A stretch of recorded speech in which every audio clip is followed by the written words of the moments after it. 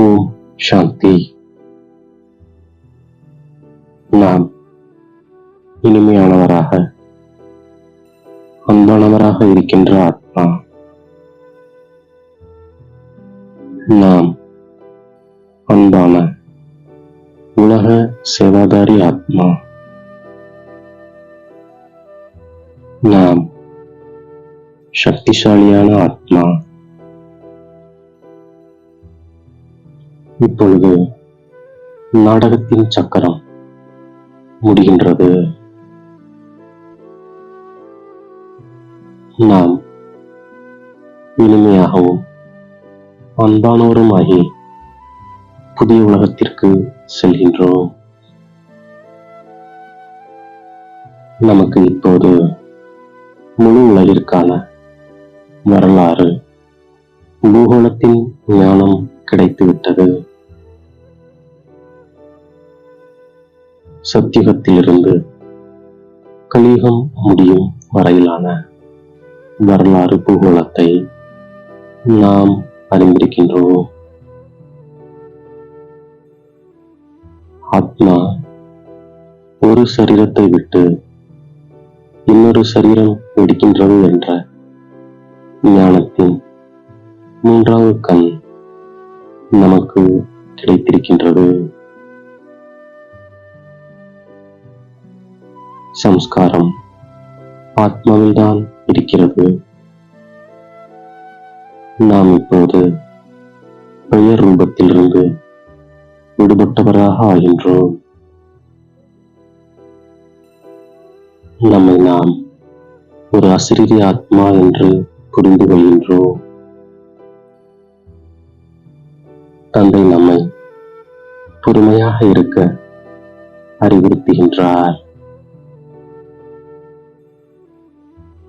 இப்போது நாம் இனிமையாக அன்பானவராக ஆகின்றோம். புதிய உலகம் பழையதாக, பழைய உலகம் புதியதாக மீண்டும் ஏற்படும். ஞானத்தின் சம்பந்தம் ராமரோடு இருக்கின்றது. இந்த நாடகம் முடிகின்றது. நாம் மீண்டும் சத்தியுகத்திற்கு செல்வோம்.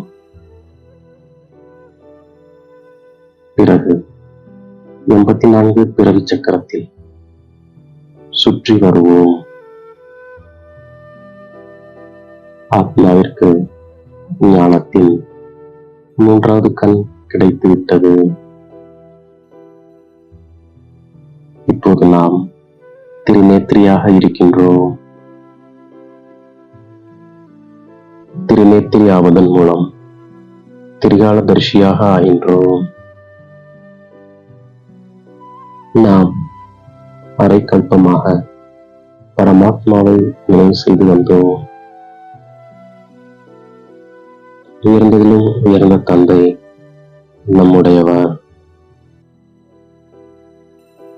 தந்தைக்கு நாம் நன்றி சொல்கின்றோம். ஏனென்றால் அவர் மூலமாக முழு ஞானமும் கேட்கின்றோம். உயர்ந்ததிலும் உயர்ந்த தந்தை பரந்தாமத்தில் இருக்கின்றார். தந்தையிடத்தில் உலக சக்கரத்தின் ஞானம் இருக்கின்றது. எனவே அவர் ஞானக்கடலாக இருக்கின்றார். தந்தை நமக்கு சுகத்தை மட்டுமே கொடுக்கக்கூடியவர் ஆவார். இப்போது நாம் தந்தையின் எதிரில் அமர்ந்திருக்கிறோம் எனில் எவ்வளவு மகிழ்ச்சியில் இருக்கின்றோம். ஆத்மாக்கள் மற்றும் பரமாத்மாவின் சந்திப்பு மதுபனில்தான் நடக்கின்றது. தந்தை வந்து அனைவரையும் ராவண ராஜ்யத்திலிருந்து விடுதலை செய்கின்றார். இதன் மூலம் நாம் பாரஸ்பத்தியாக ஆகின்றோம்.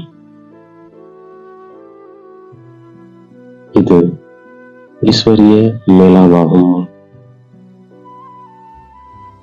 உலகத்தை மாற்றும் லீலை பிரபுவின் மிகப்பெரிய லீலையாகும்.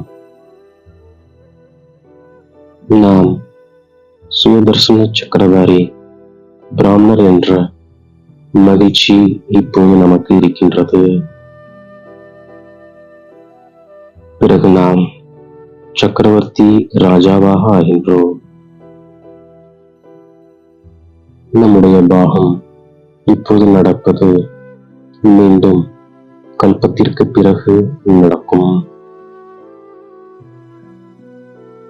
இந்த காலச்சக்கரம் சுழன்று கொண்டே இருக்கின்றது. நாம் பாப்தாதாவை விட அதிர்ஷ்டசாலிகளாக இருக்கின்றோம். நாம் பாரதத்திற்கு சேவை செய்கின்றோம். நமக்கு அதிகமான பூஜையும் நடக்கின்றது. நாம் தான் பாரத மாதாவாக இருக்கின்றோம். இப்போது நாம் சதோப்பிரதானமாக ஆகின்றோம். ஸ்ரீமத்படி நடந்து தந்தையை நினைவு செய்வதனால் உயர்ந்த பதவியை அடைகின்றோம். நாம் இப்போது மனிதரிலிருந்து தேவதையாக ஆகின்றோம். நாம் இப்போது ஆத்மா மற்றும் பரமாத்மாவின் சந்திப்பின் மூலம் உன்னத நிலையை அடைகின்றோம். நம்முடைய சந்நியாசம் 5 விகாரத்தின் மீதும் வைராக்கியம் முழு பழைய உலகத்தின் மீதும் இருக்கின்றது. உலக சேவாதாரி என்றால் எல்லையற்ற ஸ்திதியில் நிலைத்திருப்பவர்கள். அத்தகைய சேவாதாரியாகிய நாம் சேவை செய்யும் போது விலகிய மற்றும் தந்தைக்கு அன்பானவராக இருக்கின்றோம். தேகத்தின் ஸ்மிருதியிலிருந்து ஈஸ்வரிய சம்பந்தங்களிலிருந்து சேவைக்கான சாதனங்களின் பற்றுதலிலிருந்து விலகியவராகவும் மற்றும் தந்தைக்கு அன்பானவராகவும் ஆகின்றோம். ஆகையால் நமக்கு விஸ்வ சேவாதாரி என்ற வரதானம் கிடைத்து விடுகின்றது. மேலும் சதா வெற்றியும் கிடைத்துக் கொண்டிருக்கின்றது. இப்பொழுது உலகம் மாறக்கூடிய விளையாட்டு நடைபெறுகின்றது. எனவே நாம் நம்மையும் மாற்றிக்கொள்கின்றோம். இனிமையானவராக அன்பானவராக நாம் இருக்கின்றோம். அதிகாலையில் எழுந்து ஒரு தந்தையின் நினைவில் அமர்கின்றோம். பழைய உலகத்தில் எல்லையற்ற வைராகியமுடையவராகி 5 விகாரங்களை நாம் சந்நியாசம் செய்கின்றோம். எல்லையற்ற ஸ்திதியில் நிலைத்திருந்து சேவையின் பற்றுதலிலிருந்து விலகிய அன்பான உலக சேவாதாரி ஆத்மா நாம்.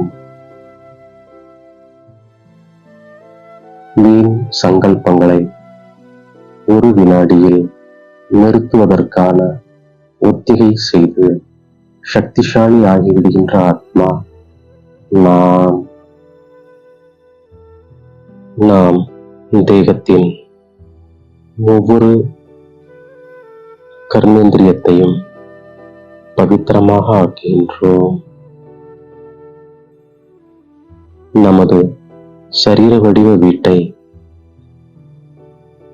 சங்கல்பங்களை, புத்தியை, கண்களை, மற்றும் வாயை ஆன்மீகமாக பவித்திரமாக ஆக்கிவிட்டோமா என்று சோதனை செய்கின்றோம். சோதனை செய்து பவித்திர ஆத்மாக்களாக மகானாக ஆகின்றோம். நம்மை தேடி கண்டெடுத்த இனிமேலும் இனிமையான தாயும் தந்தையும் ஆகிய பாப் தாதாவிற்கு கோடான கோடி நமஸ்காரங்கள். ஓம் சாந்தி.